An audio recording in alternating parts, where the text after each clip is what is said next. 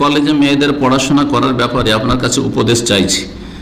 আর যদি কোনো মেয়ে পর্দা করে ইসলামকে যথাযথভাবে পালন করার চেষ্টা করে, পর্দা করে ইসলামকে যথাযথ ভালোভাবে পালন করার চেষ্টা করে, এইরকম মেয়ের জন্য কি কলেজে যাওয়া ঠিক হবে? কলেজে যদি শুধু মেয়েদের কলেজ হয়, গার্লস কলেজ, তাহলে তো অবশ্যই ঠিক হবে, কোনো অসুবিধা নেই সেখানে। তার সব মেয়েরা আছে, যেমন সৌদি আরবে মহিলাদের ইউনিভার্সিটি নুরা ইউনিভার্সিটি রিয়াজে রয়েছে, এখানে দাম্মামে ছেলেদের ইউনিভার্সিটি হচ্ছে রাকাতে, আর মেয়েদের ইউনিভার্সিটি হচ্ছে আপনার এই যে আপনার জামাইন, আপনার হাইউর রাইয়ান যেটা বলছে এখানে, এদিকে সাবা সালাসেন, আর ওই সাইডে আপনার হচ্ছে জামাইন ওখানে।